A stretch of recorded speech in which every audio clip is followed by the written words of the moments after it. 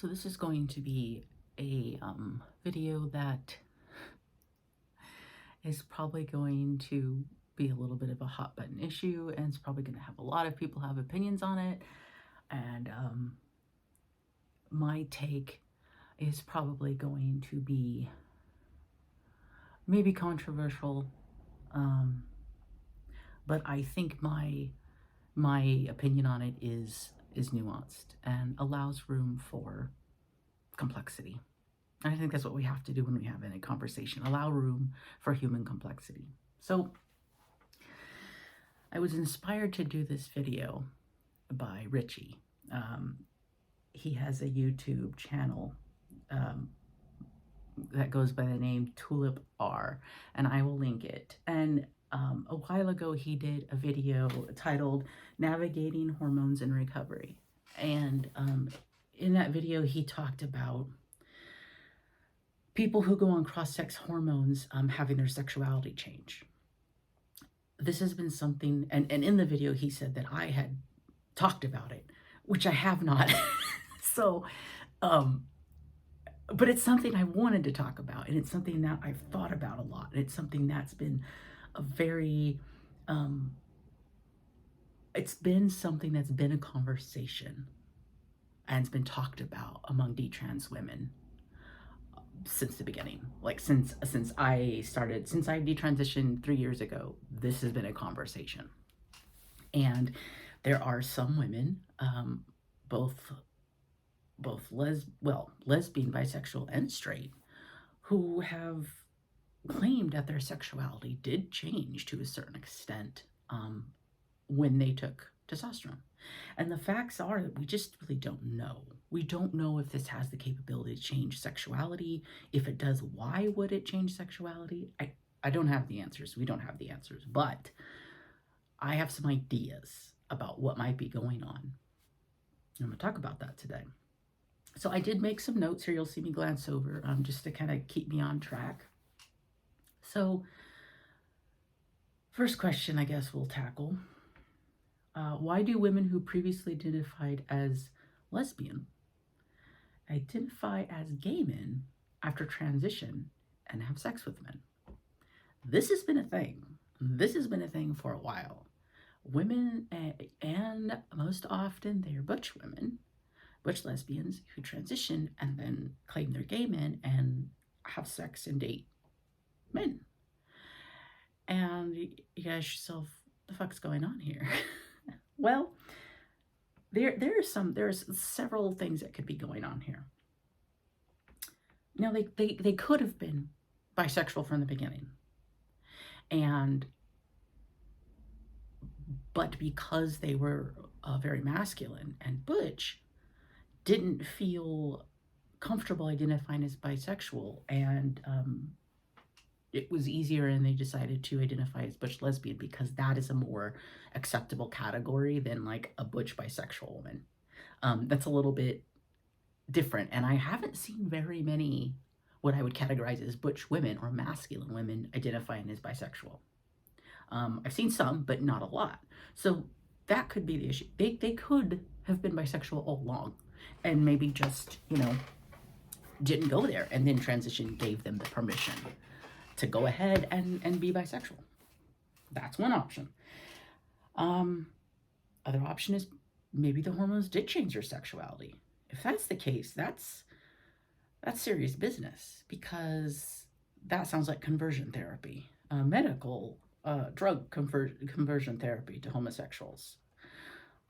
But like I said, it seems rare, so I'm not sure how legitimate that is, but it's something to consider. But my opinion on what is likely and going on, and what the majority of the reason is that the way I view it is people have sex with other people for sometimes for other reasons outside of actual sexual attraction to that person. And I think this is something that I imagine most of us have done this at one time or another. I know this is definitely has always been a thing among homosexuals, right? We try to be straight. And before we come out, before we admit that we're homosexual, we try to be straight. We try to play the straight role. We try to blend in. And very often we have sex with the opposite sex because we're trying to both convince ourselves and condition ourselves to be straight, but we're also trying to blend in and convince other people we're straight. Now, we are not sexually attracted to that person, but we still have sex with that person because what we're getting from that outweighs the actual sexual attraction, meaning we're getting, we are blending into society. We're not getting ostracized. We're not getting maybe hurt or even killed or jailed or, because let's not forget there are places all around the world right now that still will kill gay people or still put gay people in jail. So, sometimes safety and preserving yourself in a society outweighs your actual sexual attraction to somebody. So it's also something that, I think women can really understand. Again, safety, maybe being desired by a man gives you a sense of self. Maybe it gives you a sense of pride. It shouldn't, but oftentimes girls and women are conditioned to take their value from how sexually attractive they are to men. So a man liking you might give you that something that overrides your actual sexual attraction to him or not. So in the case of, let's just say, in the case of a lesbian who transitions, takes testosterone, I think very often it has to do with validation. Being accepted as a sexual partner by a gay man is incredibly validating. It means that she is really a man. She's been accepted because no one is as strict about knowing what a man is than a gay man, right? So I think validation overrides a lot of the actual sexual desire. The other thing that's happening is that for some trans-identified women, there is an aspect of fetishization that's happening, even among lesbians. It's hard to talk about this because I think it's really complex. But when you idealize the male body, when you want nothing more than to obtain the male body and encompass it, oftentimes having sex with the male body, being that close to the male body, is a way of obtaining it. And I think that is also a factor. And again, that desire, that need, that validation overrides the actual sexual desire of the person. It gives them something, because when you have sex, you're doing it to get something, right? It should be that you're doing it to get affection, love, orgasm. Those things that should be a healthy approach to sex, but very often that's not the reason people do it, especially women. I think women especially don't. We are not allowed to have our own sexuality outside of men, and male sexuality. It's very hard for us to find our place in our own sexuality. And I think it's another reason why very often lesbians don't come out until they're much older, because we just do not have we're not provided with the same bodily autonomy that the majority of boys and men are given from birth because they're male. That's my feminist take on this. The other factor to consider, testosterone affects your sex drive a lot. The female sex drive compared to the female sex drive on testosterone is two different beasts, okay? The sex drive on testosterone is extremely high. And very often, just the goal of getting off is all you're focused on. And friction is friction. And sometimes that's all it is. And you can accomplish that without having a sexual desire or deep sexual attraction to somebody, believe it or not. And I would be curious to how men think about this, if they find that that is the case, that they can maybe just the goal of orgasm, or just that goal alone is goal enough, and you don't need anything else. Because I'm not going to say that a trans man, I'm not going to say that a woman on testosterone is the same as a man, or a man's libido, or a man on testosterone. It's not. It is not the same thing. So we don't know really what that difference is or what those similarities are. So yeah, testosterone's effect is very powerful, and it's going to override a lot of apprehension, maybe disgust, maybe a lot of stuff. And if you pair the sex drive with the need for validation, with the desire to obtain, you get a really good perfect storm of someone that would go against their actual sexuality to live a fantasy. Basically, they're living a fantasy, and living that fantasy is more important to them than their actual sexuality. The other thing that I think is happening is just good old-fashioned internalized homophobia. I think with testosterone involved, you can force yourself to do things that you wouldn't do off of testosterone.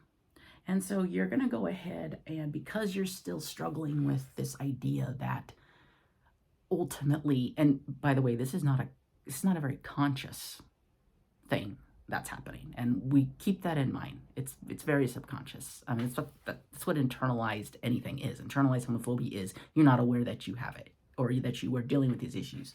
It is very subconscious.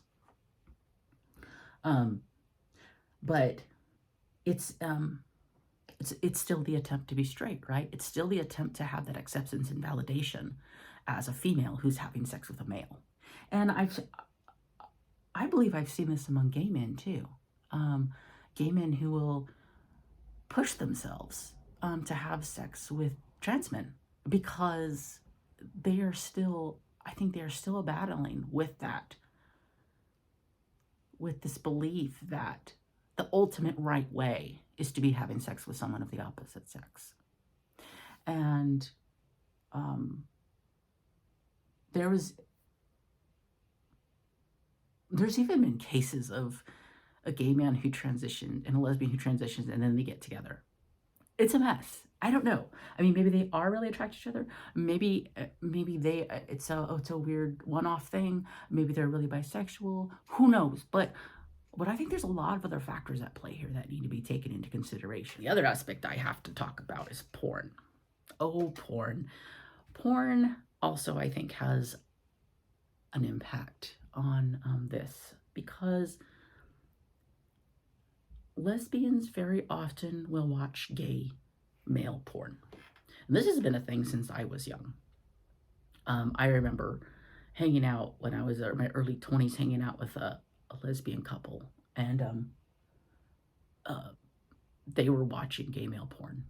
And I think there was a movie, a big movie done, lesbian couple. God, I don't remember the name of it, but I mean, it was a regular, full-blown Hollywood movie that had the lesbian couple in bed deciding to put on some gay male porn. So this is a thing.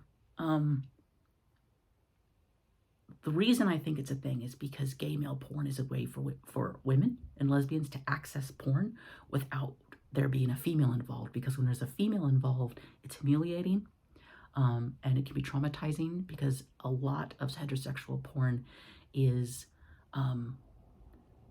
very demeaning and aggressive and abusive towards women. And I think women don't want to watch that, especially lesbians don't want to watch that, but they can still access sex through gay male sex because the females aren't in there and it's still sex. And that's another thing that I find really interesting about like these people's idea about sexuality and stuff. They act like people can't get aroused or, you know, masturbate to sex that they don't necessarily have in real life. They do all the time. I'm sure there's been many a gay male who has watched heterosexual porn just because that's the only access he had, you know. Um, so the gay male porn also feeds in to like the conditioning.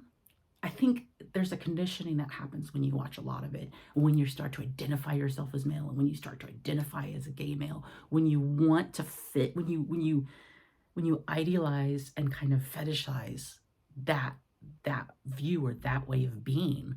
The porn is also a conditioner that further conditions you into having sex with men when your sexuality isn't really that way. And it might tweak your sexuality a little bit. Like there might be something that's happening there. I don't know. It's not good because that's not your base state. That's not your normal state. You're messing with your brain. You're conditioning yourself. So I think that's definitely an aspect as well.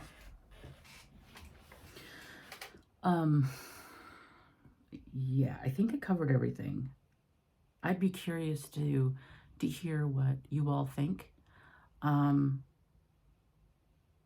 I think ultimately the big takeaway and the big thing I kind of believe is that because people have sex for other reasons outside of legitimate sexual attraction, those other reasons sometimes outweigh the sexual attraction, and so they go ahead and do it. And validation is a big one, especially in the trans community. Validation is huge.